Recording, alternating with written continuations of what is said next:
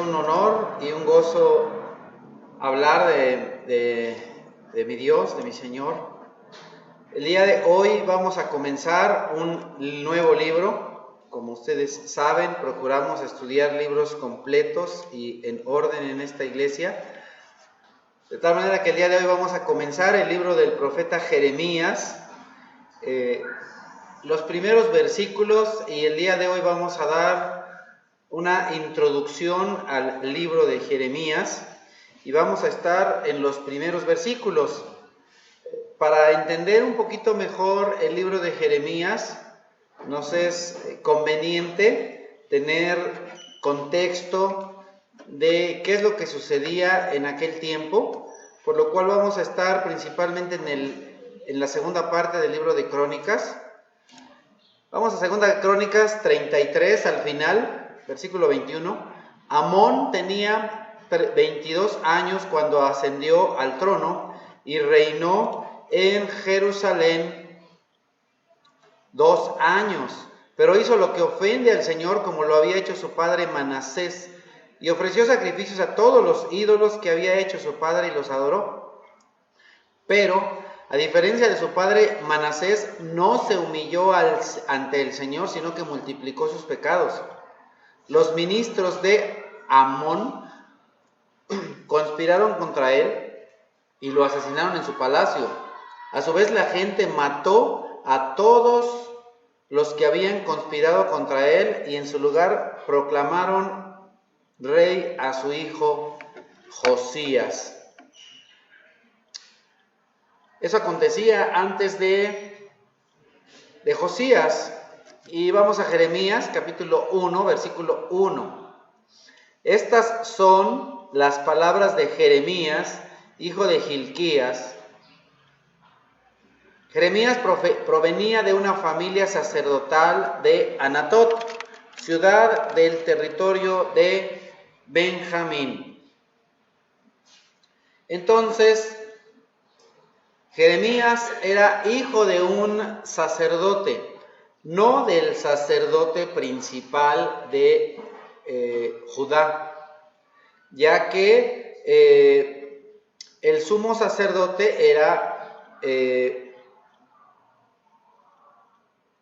otro diferente, no era el padre de Jeremías. La ciudad de Anatot está un poquito menos de 5 kilómetros de distancia de Jerusalén. Y de esa misma ciudad era la familia de Ezequiel, del profeta Ezequiel. No de la misma familia, sino de la misma ciudad. Ahí era una ciudad en la que había sacerdotes. Jeremías vivió aproximadamente entre el año 650 y el 586 a.C.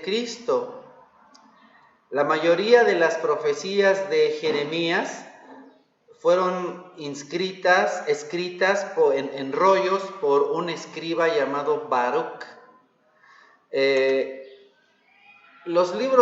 Dentro de los libros deuterocanónicos están algunos de Baruch y algunos escritos que el pueblo de Israel no reconoce como parte de su historia, pero ahí están. Entonces, Baruch, hijo de Nerías, acompañó a Jeremías durante la mayoría, o no sé si todo, su ministerio, durante la mayoría de su misión. Y siguiente versículo 2, Jeremías 1:2. La palabra del Señor vino a Jeremías en el año 13 del reinado de Josías, hijo de Amón, rey de Judá. Entonces, el padre de Josías era, ¿qué? Idólatra. Y el abuelo de Josías, idólatra. ¿Y qué pasó con Josías? Segunda de Crónicas, capítulo 34. Josías tenía 8 años cuando ascendió al trono.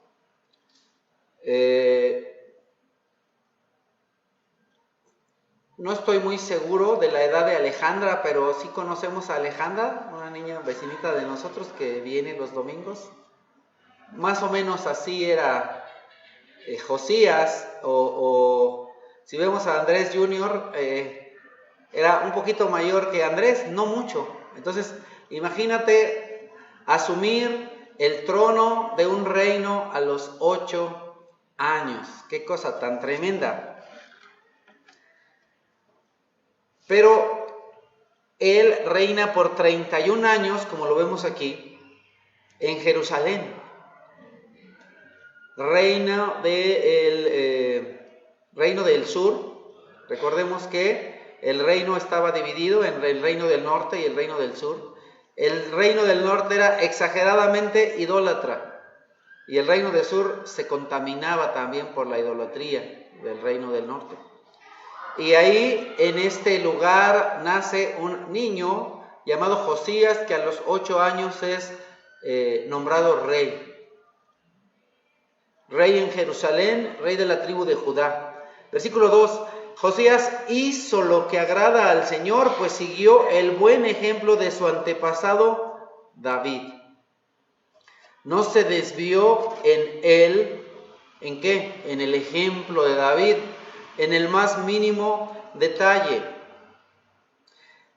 En el año 8º de su reinado, siendo aún muy joven, por supuesto tenía 16 años Josías, comenzó a buscar al Dios de su antepasado David.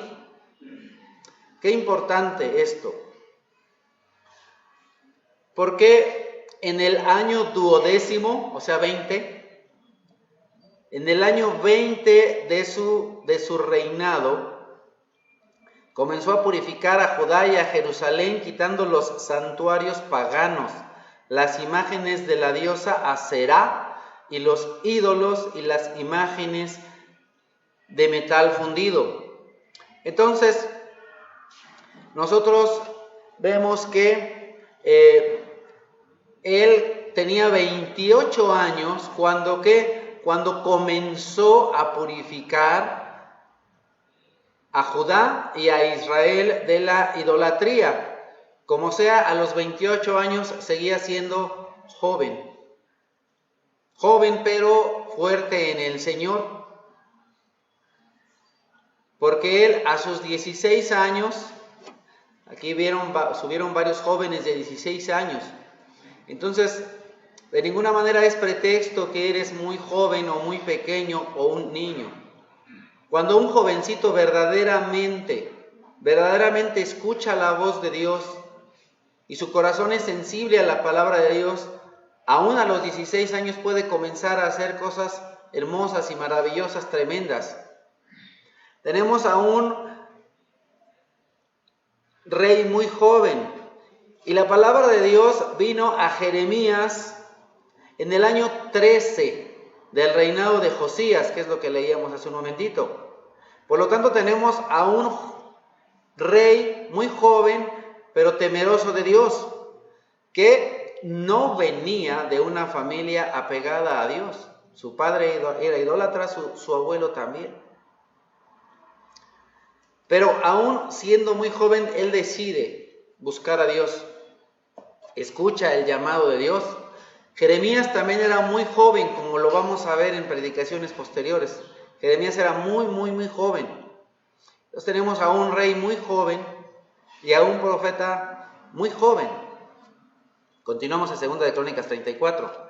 En el año 18 de su reinado, después de haber purificado el país y el templo, Josías envió a Safán, hijo de Azalías, y a Maseías, gobernador de la ciudad, junto con el secretario Joa, hijo de Joacás, que repararon el templo del Señor su Dios. Mira qué cosa tan tremenda, porque Josías no solamente busca al Señor, sino que ve la ruina del templo, y entonces él envía a el gobernador y al secretario, a su secretario, para reparar el templo de Dios. Estos se presentaron ante el sumo sacerdote Gilquías y le entregaron el dinero que había sido recaudado en el templo del Señor. ¿Qué es lo que pasa cuando un rey busca a Dios y busca hacer la palabra de Dios? El pueblo también tiene una respuesta ante esto. Y entonces comienzan a ofrendar, a dar sus diezmos, a dar sus ofrendas. Y gracias a esos diezmos, gracias a esas ofrendas, el templo del Señor puede ser reconstruido. ¿Por qué el templo estaba destruido? Por supuesto por el pecado del pueblo de Israel, pero también por la falta de interés del pueblo en su restauración. Y aquí vemos ya que los diezmos y las ofrendas comienzan a llegar, y que los levitas porteros habían recibido de los habitantes de Manasés y Efraín y de todo el resto de Israel, Judá y Benjamín y de los habitantes de Jerusalén. Entonces, lo que hace Josías tiene influencia no solo en Judá, sino en toda Israel. Después de que Josías recorre todo Israel, porque eso es algo que Josías hace, recorre Israel, no solamente se queda con Judá, sino que él va recorriendo todo Israel para reconvenir al pueblo para que regresen a Dios, para que dejen a la idolatría. Y entonces, aparentemente, todo parece indicar que este pueblo terco y rebelde va a volver sinceramente y de todo corazón a Dios. Así parece. Seguimos en versículo 14. Al sacar el dinero recaudado en el templo del Señor, el sacerdote Hilquías encontró el libro de la ley dada por medio de Moisés. Aquí algo interesante. Hilquías dice: he encontrado el libro de la ley. Si lo encontraron, ¿eso qué quiere decir? Pues que estaba perdido. ¿Sí? El libro de la ley estaba perdido en el templo. Estaba arrumbado, por decirlo de alguna manera. Lamentablemente, eso es lo que está sucediendo en muchas iglesias el día de hoy. En la iglesia tradicional, ¿cuántas personas leen su Biblia? ¿La tienen así? O arrumbada en un cajón, porque se las dan en ciertos días especiales. Se los dan cuando hacen su primera comunión. Se los dan cuando se casan, o se los dan cuando cumplen 15 años. ¿Y qué pasa con esa Biblia? Pregúntale a tus familiares que están en la iglesia tradicional, ¿dónde está la Biblia que les dieron cuando se casaron? ¿Dónde está la Biblia que les dieron cuando dieron su primera comunión? ¿Dónde está la Biblia que a las señoritas quinceañeras les dieron cuando sus 15 años? Arrumbada en un cajón. Triste. Pero eso pasa con muchas mal llamadas iglesias cristianas el día de hoy. Tuvimos una reunión llamada Culto Unido y somos parte de un grupo de iglesias llamadas iglesias bíblicas. Y entonces en esa reunión le dije, háganme el favor de levantar la mano a aquellas personas que han leído por lo menos una vez su Biblia completa. Estábamos más de 500 personas ahí reunidas. ¿Quieres que te diga aproximadamente cuántas personas levantaron su mano? De las 500. Muchas de ellas tienen, de esas personas que se reúnen ahí, tienen 5, 10, 15, 20 años en el cristianismo. ¿Cuántas veces han leído su Biblia por lo menos una vez completa? De todas esas 500 personas, ni siquiera 50 levantaron la mano. Y somos parte de un grupo de iglesias llamadas bíblicas. ¡Qué vergüenza! Tú, amado hermano, ¿cuánto tiempo tiene que conoces del Señor? ¿Cuántas veces has leído tu Biblia por lo menos una vez, completa, en orden, desde Génesis hasta Apocalipsis? Una vez por lo menos, completa. Ups. Y si les pido que levanten la mano, a ver, vamos a levantar la mano. ¿Y ahora cuánto tiempo tienes en el Señor? Bueno, ahí estamos, hermanos. Ahí estamos.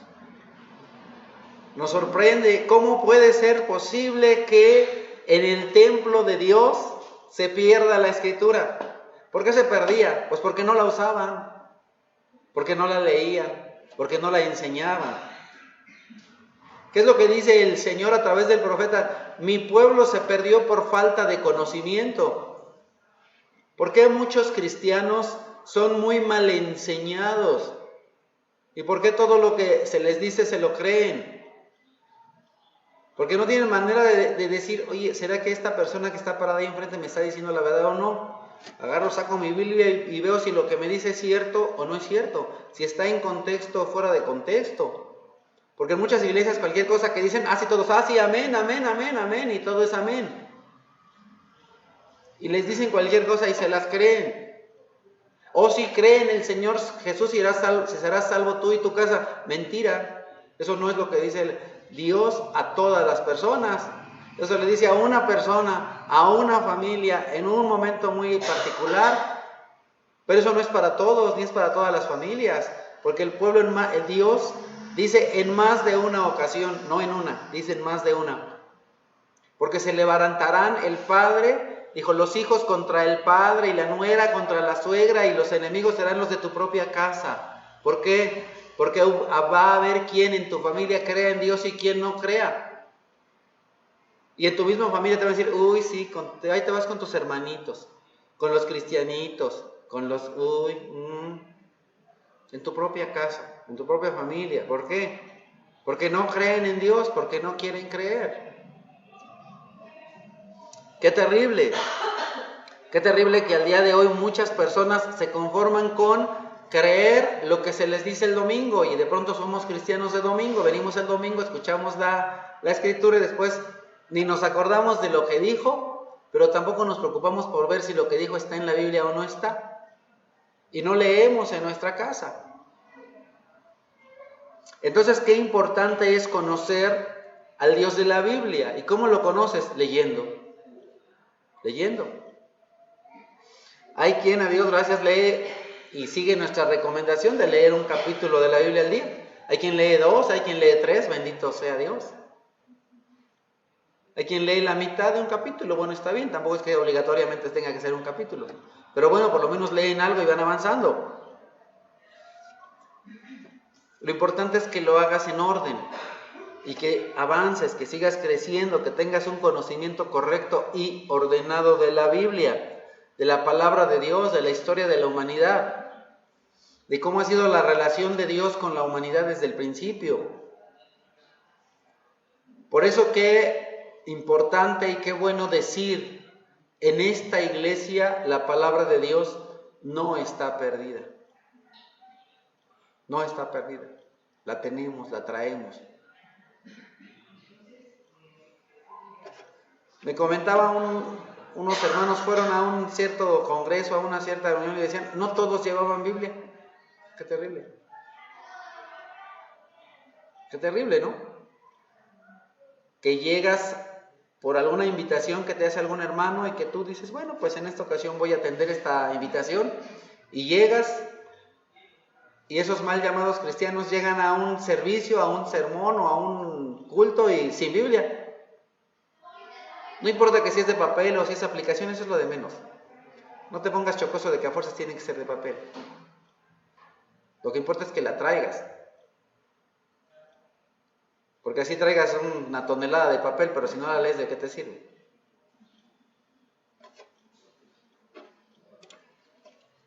Versículo 18. En sus funciones de cronista, Safán también informó al rey que el sumo sacerdote Gilquías le había entregado un libro, el cual leyó en presencia del rey. Cuando el rey oyó las palabras de la ley, se rasgó las vestiduras en señal de duelo y dio esta orden a Gilquías, a Ahicam, hijo de Safán, a Abdón, hijo de Micaías, al cronista Safán y a Asías, su ministro personal. Entonces, antes de avanzar a ver lo que le dijeron, tenemos a este hombre, a este rey Josías. ¿Y qué es lo que sabía de Dios? ¿De dónde sabía de Dios? De la tradición, de lo que le platicaban. Pero en realidad Josías no conocía la ley. Entonces, amado hermano, tampoco es pretexto. Tú puedes decir, ay, es que no he leído toda la Biblia, no la conozco. Pues lo que sabes es suficiente. Porque si tú te dices cristiano, tienes el suficiente conocimiento para buscar a Dios, el suficiente conocimiento para ser salvo, para obedecer a Dios, para ser cristiano. Por supuesto, no te tienes que quedar ahí, pero tienes lo mínimo suficiente. Y eso es lo que Josías tenía. Josías tenía solamente el mínimo conocimiento de Dios y con eso se acercó a Dios. Y con eso fue salvo. Y con eso fue un ejemplo para el pueblo. ¿Josías conocía toda la ley de Dios cuando él purificó a Judá y a Israel? No. Él sabía muy poquito de la Escritura. Él sabía muy poquito de Dios, pero sabía algo importante, que a Dios no quiere compartir su gloria con nadie, que hay un solo Dios al cual hay que adorar, al cual hay que servir, y a ese solo Dios fue al que buscó, al que encontró y al que sirvió, aunque no sabía de la Escritura. También tú tal vez dices, hoy yo soy de los que no levantaron la mano y no he leído ni siquiera la Biblia una vez. Bueno, sí, pero tú sabes que Dios es un Dios celoso y que solamente a Él debes servir, y que solamente a Él debes amar, que solo a Él debes adorar. Hazlo. Con ese poco conocimiento que tienes de Dios, hazlo. Y aquí me recuerdo lo que muchos hermanos dicen, y yo también. No te preocupes por lo que no sabes de la Biblia. Preocúpate por lo que sabes.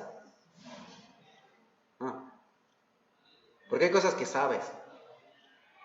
Eso que sabes, hazlo. Eso que sabes que a Dios no le gusta, no lo hagas.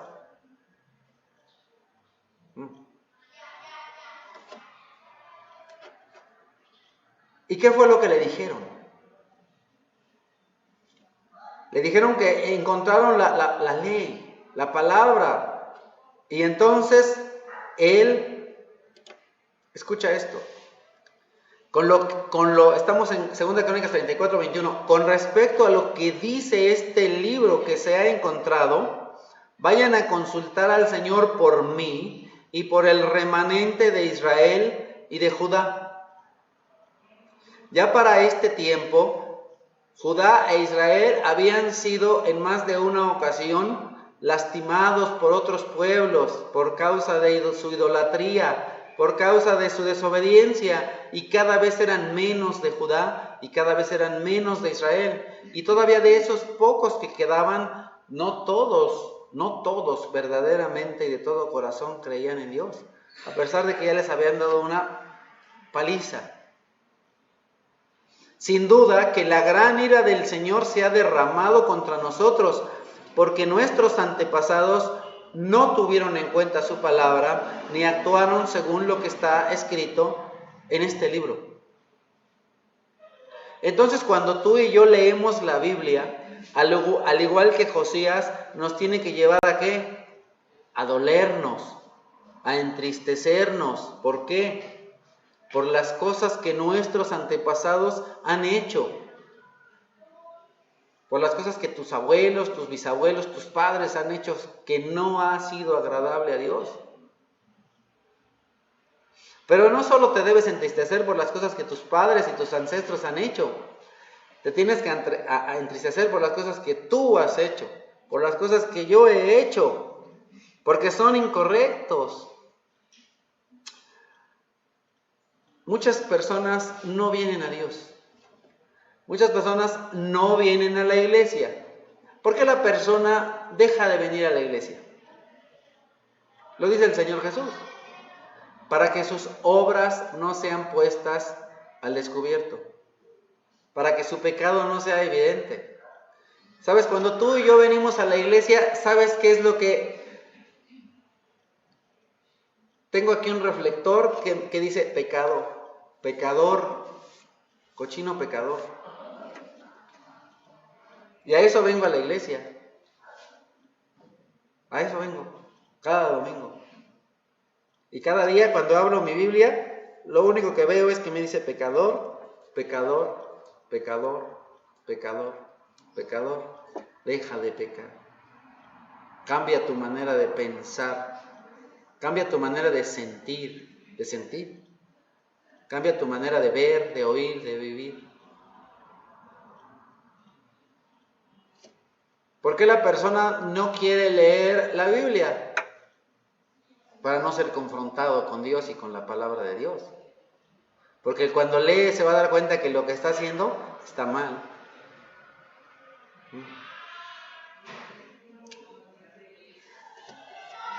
¿Por qué el cristiano o que se dice cristiano muchas veces no toma la Santa Cena?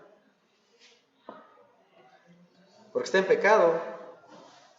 Porque de alguna manera a veces tiene una pequeña conciencia que le dice no te la comas porque vas a comer tu propio juicio.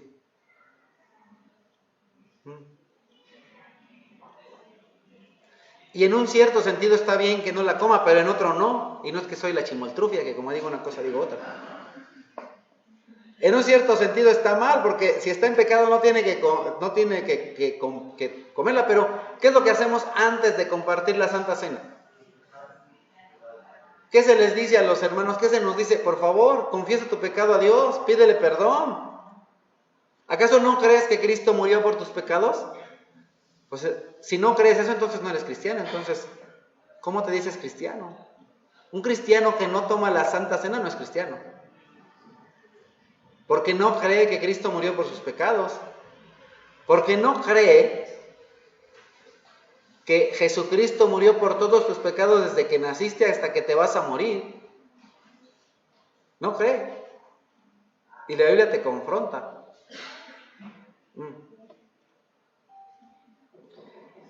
El ministerio de Jeremías fue un ministerio de confrontación al pueblo, confrontación con su pecado. Es un libro de tristeza,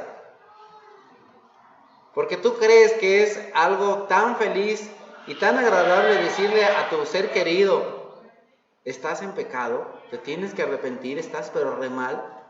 No es fácil, ni tampoco es agradable, pero es necesario. Son como las verduras que a muchas personas no les gustan. A mí me gustan aún sin aderezo. Hay quien si no le pone algo dulce o algo no sé qué, no se las come. Y digo, pues si no te las comes por el sabor, te las comes por las vitaminas. Te las comes para estar bien nutrido, bien alimentado, para estar sano, para no enfermarte, para que tu organismo funcione correctamente. Y ya. Entonces así, por supuesto que es bueno, y yo no digo que sea malo aderezar las verduras. Y también es bueno aderezar la palabra de Dios. Pero si la aderezas o no la aderezas, de todas maneras la tienes que dar. Y los profetas a veces la aderezaban y a veces no. A veces te la comes. Y se acabó. Porque si nosotros nos sentamos a decirles a los hijos, ¿quieres leer tu Biblia? Usted va a decir que no, va a decir, no, pues yo lo que quiero es ver la tele. Quiero ver en YouTube, quiero estar en el celular. Es lo que quiere. Eso es lo que quieren los niños, los jóvenes y a lo mejor tú también. Pero vemos aquí que la persona a veces nuevamente no comparte la cena del Señor. ¿Por qué? Porque no está en el camino de Dios. Y entonces es importante ver, cuando leemos la Biblia, lo necesitados que estamos tú y yo de un Salvador. Cada día tienes que estar consciente que necesitas un Salvador, que necesitas a alguien que pague por tus pecados, que son muchos. Y cada día debemos darle gracias a Dios porque ya hubo quien pagó por nuestros pecados y sufrió en una cruz. Entonces tenemos que tener alegría. Y entonces también vemos que muchas iglesias, tristemente, no se enseña el Antiguo Testamento. Oye, ¿por qué Jeremías? Pues ¿por qué no mejor estudian unas cartitas de Pablo, no? Efesios, ay. Dime cosas bonitas. Solamente se enseña el nuevo en muchas iglesias y entonces su teología es incompleta, es muy incompleta y muchas veces también incorrecta por lo mismo de ser incompleta. Y entonces a mí me entristece ver que en mi vida pasada yo no hacía lo correcto, que estaba muy alejado de Dios y ahora todavía hay muchas cosas que son incorrectas. Y entonces vengo y Dios me entristece y me confronta con mi pecado y me deja ver que estoy muchas veces mal con mi esposa, con mis hijos, con mis padres, con hermanos de la iglesia, tanto de esta como de otras iglesias, que muchas veces hago cosas que son incorrectas para la comunidad. Y entonces por todo lo que nuestros antepasados hicieron, nosotros sufrimos las consecuencias. Pero también por todas las cosas malas, incorrectas que tú estás haciendo hoy y todas las que hiciste hace un año, hace 2, hace 5 y hace 10, tus hijos van a sufrir las consecuencias. Y no solo tus hijos, tus nietos, tus bisnietos. A veces la persona que viene al cristianismo piensa que esto va a ser como por arte de magia, ¿no? Ay, sí, es que ya soy cristiano, yo ya acepté a Cristo, entonces todas las cosas, se van a resolver, ¿no? Si tú a lo mejor eras de las personas que les encantaba pedir dinero prestado y no lo has pagado, pues no porque seas cristiano ya. Ya tomaste chocolate, ¿no? Pues ahora paga lo que debes.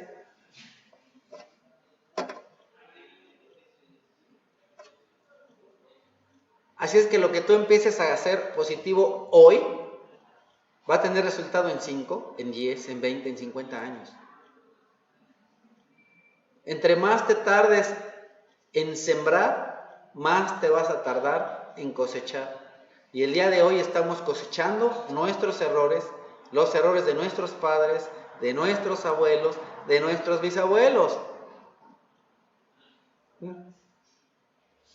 Entonces, lo que tú comiences a hacer positivo hoy, lo que tú comiences a hacer de acuerdo a la voluntad de Dios hoy, va a traer un beneficio en las generaciones futuras, en las generaciones que vienen detrás de ti. Continuamos en el versículo 22. Hilquías y los demás comisionados del rey fueron a consultar a la profetisa Huldá, que vivía en el barrio nuevo de Jerusalén.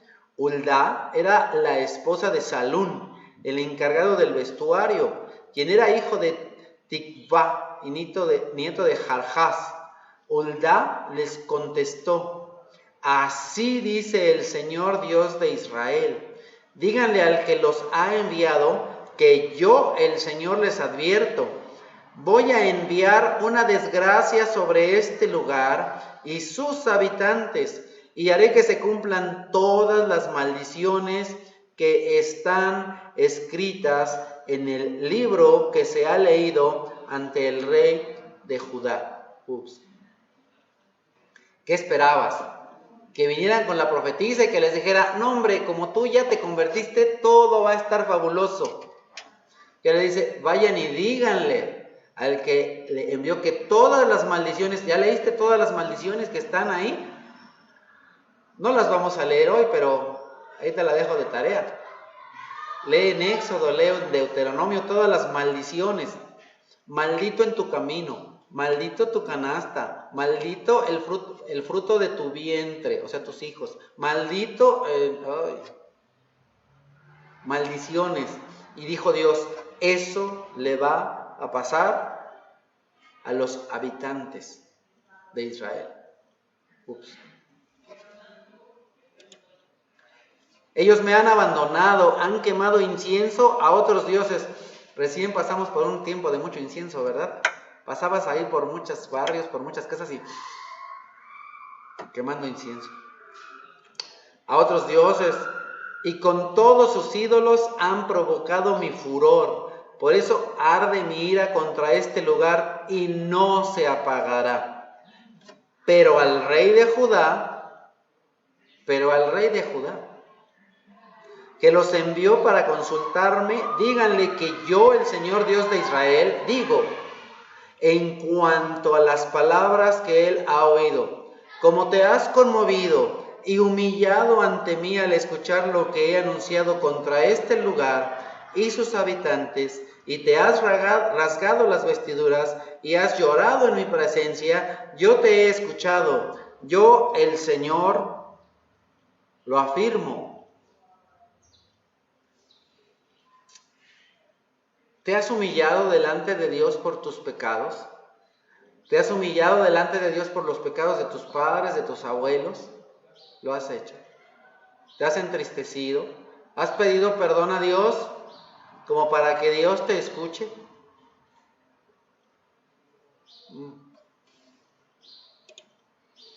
Por lo tanto, te reuniré con tus antepasados y serás sepultado en paz.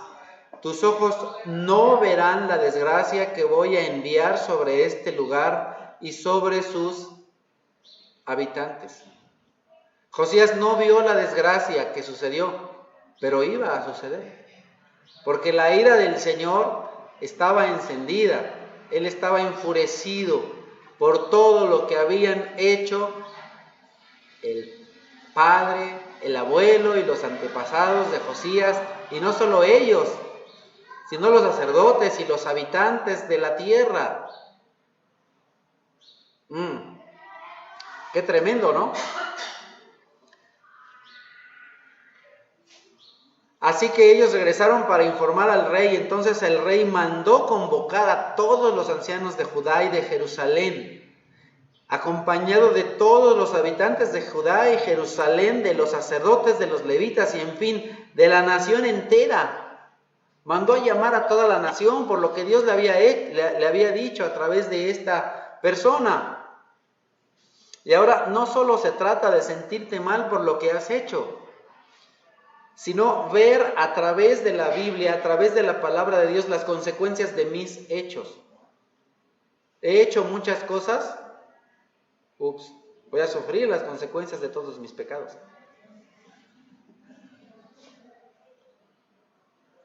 Yo sufro las consecuencias de mis pecados, y las de mis padres, y las de mis abuelos.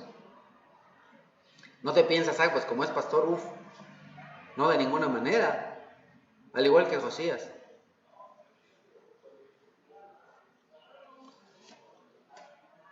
Cuando yo veo las cosas que estoy haciendo incorrectas a través de la palabra de Dios y veo mis hechos y lo que Dios dice que tengo que hacer, entonces, ¿qué tengo que hacer? ¿Llorar y solo llorar? No.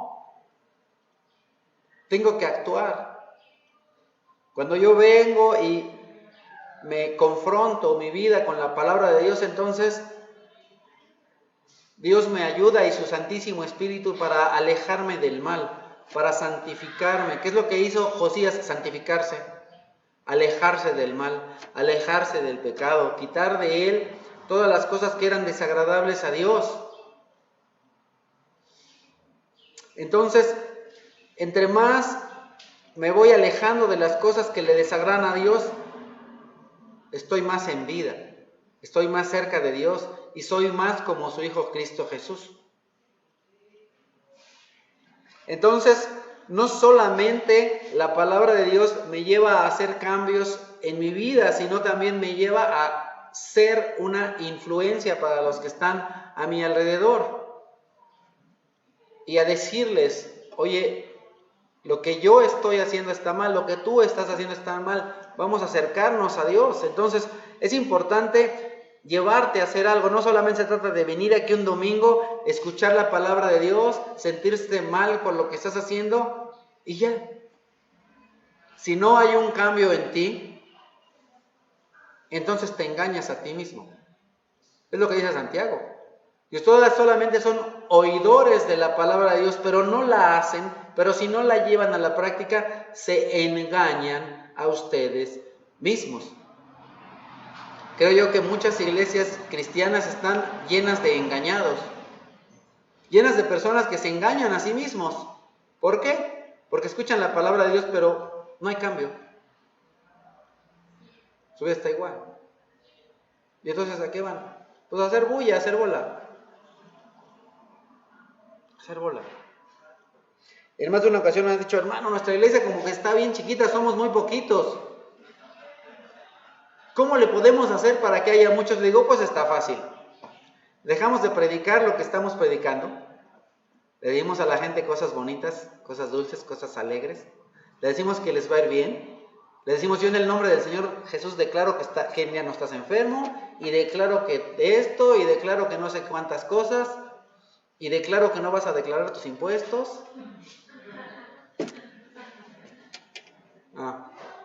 Y con eso llenamos la iglesia. Así. Pero fácil. Fácil. Eso no es problema. Si el problema no es llenar la iglesia de gente, ¿eso qué? Eso solamente sería engañarles a ustedes y engañarme a mí. Y eso sería traer una fuerte llamada de atención para mí de parte de Dios, por ser negligente y no hablar la palabra de Dios, que les confronta a ustedes y a mí también.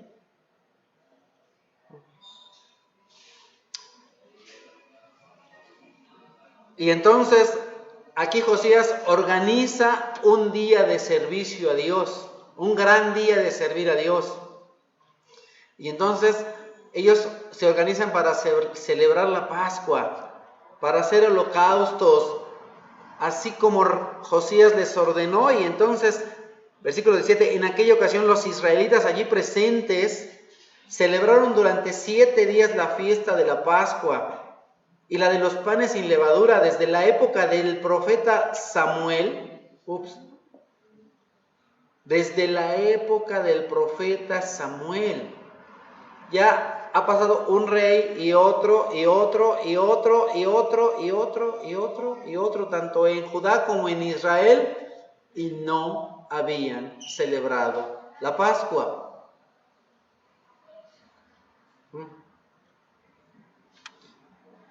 Y ninguno de los reyes había celebrado una Pascua así, como lo hizo Josías con los sacerdotes y levitas, con los habitantes de Judá y de Jerusalén allí presentes. Esta Pascua se celebró en el año 18 del reinado de Josías.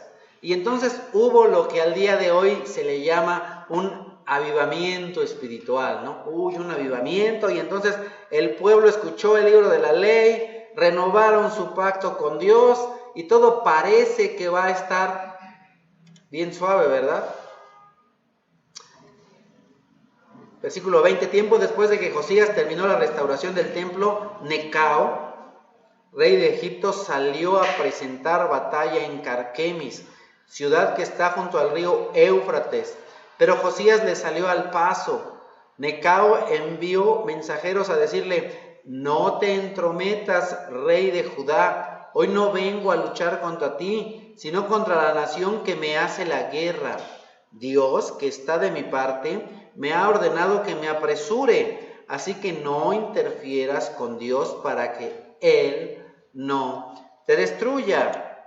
Josías no le hizo caso a la advertencia de Dios que le hizo por medio de Necao. Al contrario, en vez de retirarse, se disfrazó y fue a la llanura de Megiddo para pelear con Necao.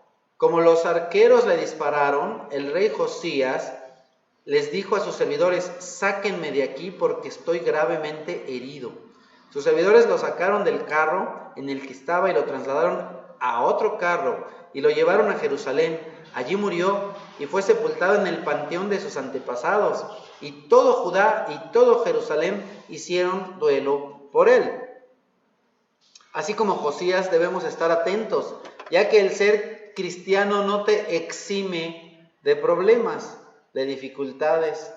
La lucha continúa y debemos estar atentos, seguir escuchando, seguir atendiendo.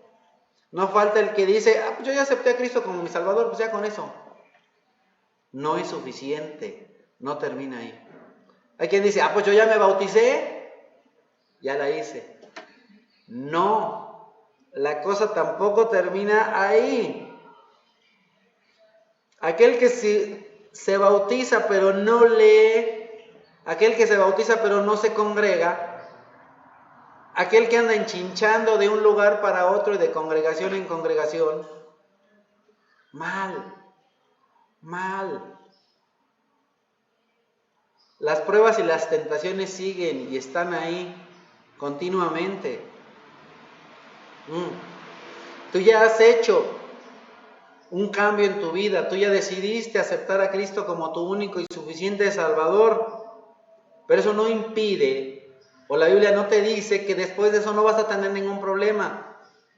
No, de ninguna manera. Vas a seguir teniendo problemas.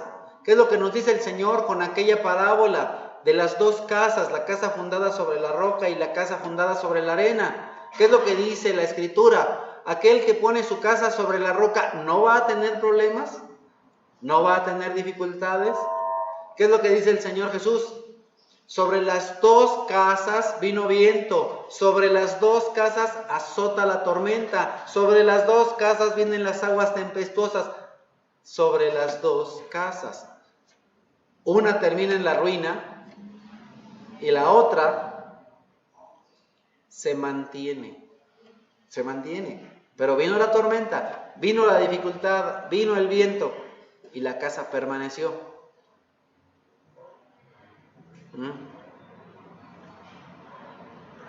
¿Por qué muchas personas, cuando vienen las dificultades, no permanecen? Porque no están fundados sobre la roca. En el primer viento salen volando. Jeremías, estamos en capítulo 35, Jeremías compuso un lamento por la muerte de Josías. Además, hasta este día todos los cantores y las cantoras aluden a Josías en sus cantos fúnebres. Estos cantos, que se han hecho populares en Israel, forman parte de las lamentaciones, del libro de lamentaciones de Jeremías. Los demás acontecimientos del reinado de Josías, sus actos piadosos, acordes con la ley del Señor, y sus hechos, desde el primero hasta el último, están escritos en el libro de los reyes de Israel y de Judá. Josías murió y Jeremías lamentó su muerte. Tal vez tú no has leído toda tu Biblia. Y entonces puedes pensar, Josías ya limpió a Judá y a Israel de idolatría. Ahí está Jeremías. Ahora todo va a estar bien. No. Jeremías capítulo 1, versículo 3, también vino a él que la palabra de Dios, durante el reinado de Joacim, hijo de Josías, rey de Judá, y hasta el fin del reinado de Sedequías, hijo de Josías, rey de Judá. Es decir, hasta el quinto mes del año 11 de su reinado, cuando la población de Jerusalén fue deportada. Entonces Dios va a continuar hablando a través de Jeremías en los siguientes reinados. En total, Jeremías habló con el pueblo de Israel durante aproximadamente 40 años. Por 40 años Jeremías sirvió a Dios. Jeremías, el llamado profeta llorón, porque le tocó vivir en una época terrible de lamentación. Entonces tenemos a un rey muy dispuesto a que haya un cambio en su pueblo. Tenemos a un gran profeta. Pero ¿qué hace falta ahora? Un pueblo dispuesto. El rey estaba dispuesto, el profeta estaba listo, pero ¿y el pueblo? Puedes tener al mejor predicador. Si no estás dispuesto. A veces se quejan de que, este predicador, el otro predicador, mejor que predique este, mejor que predique aquel. Mira, da igual. Si tienes orejas de tubo, da igual. O si tienes orejas de tapón de cerilla, da igual. Da igual. No hay cambio. La palabra de Dios no te entra. Entonces el pueblo tomó a Joacás, hijo de Josías, y lo proclamaron rey de Jerusalén, en lugar de su padre. Joacás tenía 23 años cuando ascendió al trono. 23 años, cuando su padre murió. Y reinó en Jerusalén solamente 3 meses. Solo 3 meses. Sin embargo, el rey de Egipto lo quitó del trono para que no reinara en Jerusalén y le impuso al país un tributo de 100 barras de plata y 1 barra de oro. Y tú puedes decir, lo quitaron porque iba a seguir el ejemplo de su padre. No, si tú lees el segundo libro de Reyes, capítulo 23, dice la escritura, Joacás hizo lo que ofende al Señor tal como lo habían hecho sus antepasados. Para impedir que Joacás reinara en Jerusalén, el faraón Necao lo encarceló en Riblá, en el territorio de Hamat, y además impuso sobre Judá un tributo.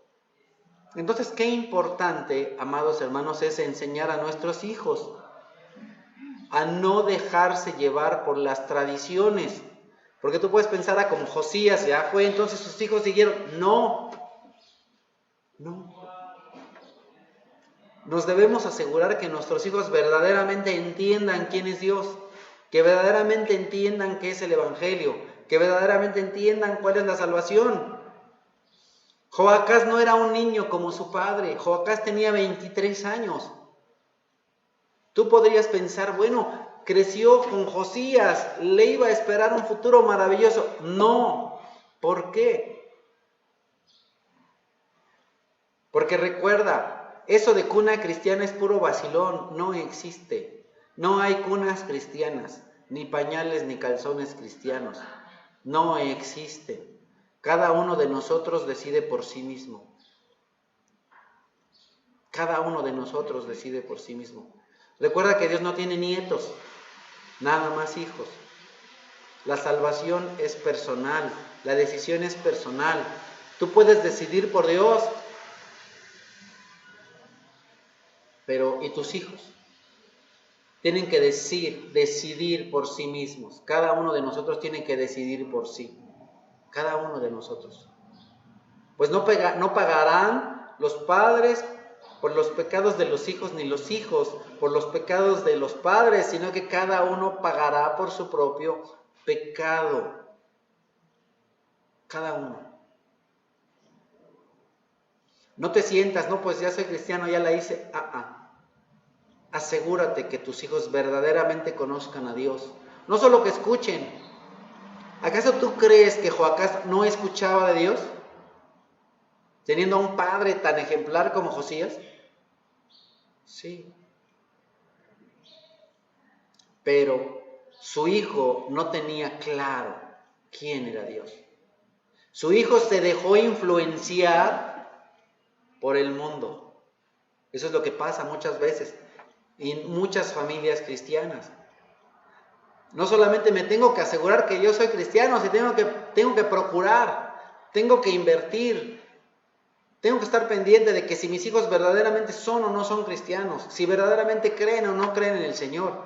Tengo que esforzarme más en que mis hijos lo conozcan, en que mis hijos lo acepten, porque si no, todo se acaba ahí.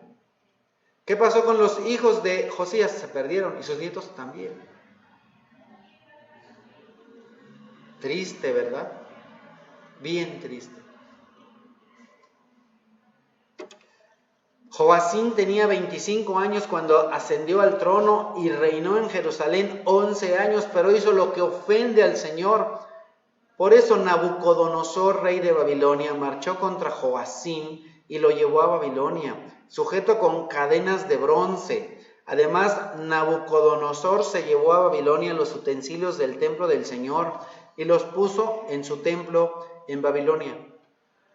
Amado hermano, tú ya has sido liberado del pecado, de la muerte, de Satanás. Ora a Dios para que tenga misericordia de tus hijos, de tus nietos, para que ellos no caigan en las cadenas del dolor, de las cuales Dios ya te salvó, de las cuales Dios ya te libró.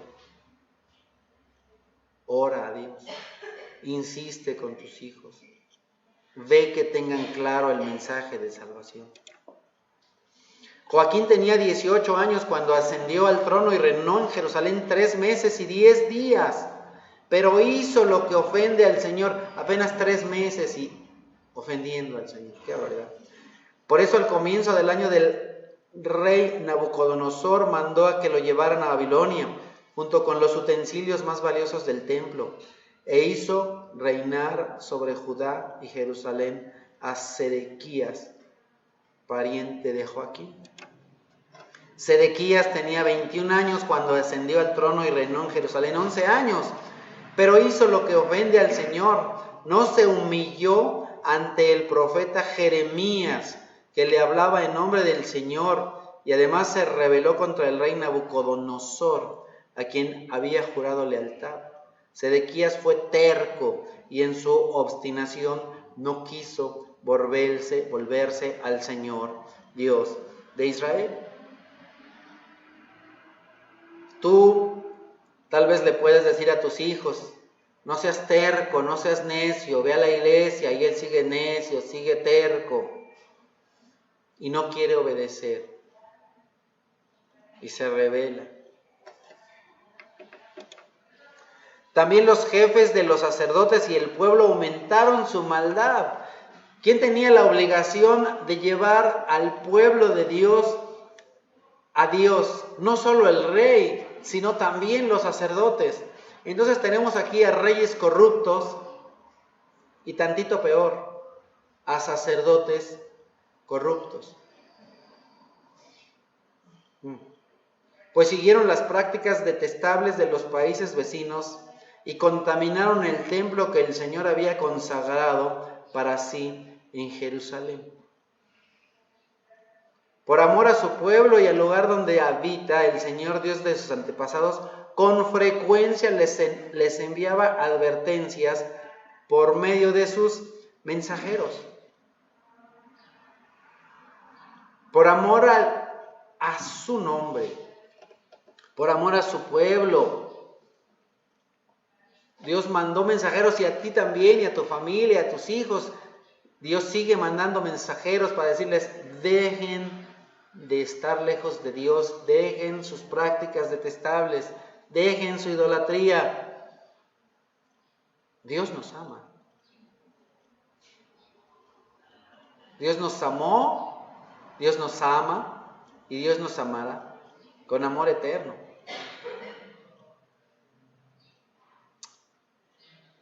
Y manda mensajeros. En otro tiempo, Dios nos ha hablado por medio de sus profetas, pero ahora nos ha hablado por medio de su Hijo, heredero de todo, de quien proviene todo y quien sostiene todo por su palabra poderosa. Pero no le vamos a escuchar.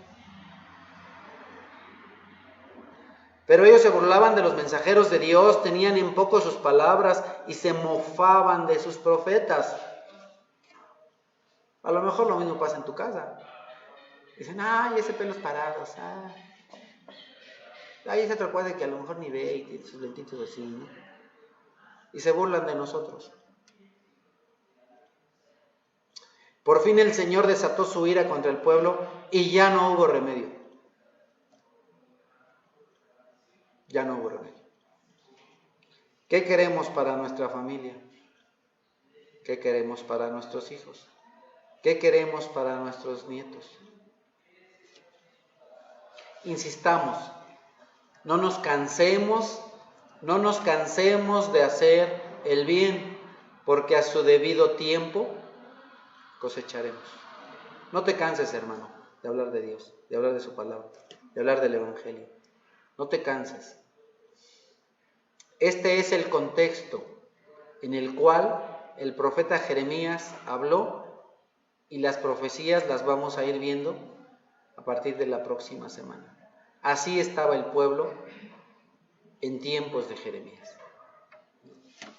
Amado Señor, te damos gracias por tus profetas, te damos gracias por tus apóstoles, te damos gracias porque tuvimos la bendición de escuchar ahora no solo de ellos, sino también de tu Hijo Cristo Jesús. Te suplicamos, Señor, que nos ayudes a no ser negligentes, a no ser tercos como ese pueblo tuyo. a escuchar tu palabra, pero no solo a escucharla, sino también a poner en práctica, Señor. Ayúdanos, Señor, a llevar una vida transformada, cambiada, a hacer a un lado nuestras tradiciones, nuestras costumbres, nuestro mal proceder, de manera que tu enojo no sea con nosotros, ni tampoco con nuestros descendientes. Ayúdanos, por favor, a ser diligentes en el trabajo de enseñar a nuestros hijos, y si tú nos permites, a nuestros nietos, acerca de ti, acerca de tu palabra, acerca de que tú eres un Dios de amor, pero también tú eres un Dios terrible, un Dios justo. Tú eres el Dios de la venganza. Señor, ten misericordia de cada uno de los que estamos aquí, te suplicamos. En el nombre precioso de nuestro Salvador Cristo Jesús. Amén.